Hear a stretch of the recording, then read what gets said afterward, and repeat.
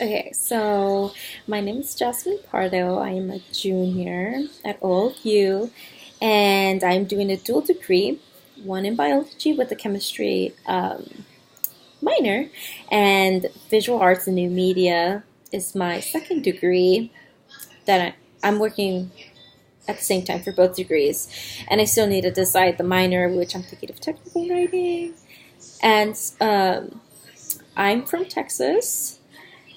So to start off, the first Mexican American uh, artists that I know of, artists, poets that I know of, are mainly artists because I am an artist. I love to paint. We can get into that in a whole nother time. Anyways, the first artist that I know is Alex Rubio because I did an internship with him at Blue Star Mosaic, and we worked on a project that he presented to the city, which is now present in the Hemisphere Park. I'm pretty sure all of you have seen that already. The big lines with blue, yellow. I helped with that. And then I also know, well, not personally, Vincent Valdez. I've been to some of his art shows, which are great. I kind of got to know him a little bit through Alex Rubio because they're really close friends.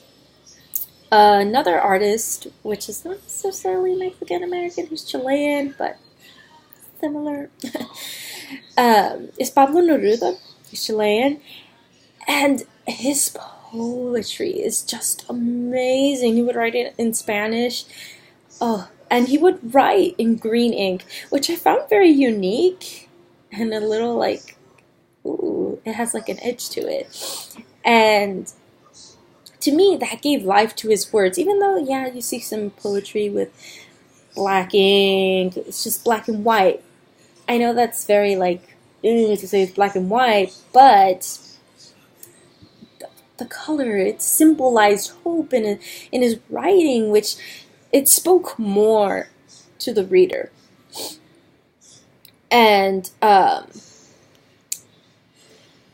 continuing on, I categorize myself as Mexican, even though I was born here in San Antonio, because all my life I was raised by two Mexican parents, my mom, my dad, and growing up, all I knew was my parents' Mexican culture, and I only spoke Spanish for a pretty long time. I didn't speak any English when I started school, and so for me, school started on a pretty rough start because everybody else was speaking English, and so I was very fortunate enough to have professors who were Mexican American that would speak to me in Spanish and help me learn and also teach me English, which it was such an interesting experience because it was like in a form submitting to into society's preferred language. And I didn't necessarily lose my natural tongue, but over the time I just kept on speaking English and English and English so I would get better because that's all they spoke in school. I struggled to write in Spanish, placing accent marks and small things like that.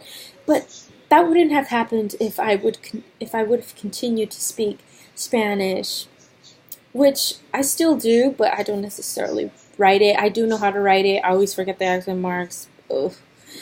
And so I identify as Mexican because I grew up with strong Mexican culture. And race, ethnicity, I think in a sense it kind of matters. It really, actually it does matter, but not in the form that people use it to make people feel inferior to them. Race ethnicity matters because you have to preserve your culture. Like Mexican culture is so rich, and it's beautiful. And for me, I'm very proud of my culture, and being considered labeling myself as Mexican, I think that my ethnicity is important to me, at least, because it shows where I'm from, my roots, and I really do value my family, my ancestors. I still we still we still have them in our prayers. And my friends, most of my friends are um, Anglo. They're just white, and I find it so interesting that how even within the Anglo ethnicity, the white culture, there is cultures within a culture, and I always found that very unique. And I mean, the same thing is for the ethnicity of Mexican. There is so many different cultures in Mexico. Like my dad's mom, her mom is from an Indian tribe.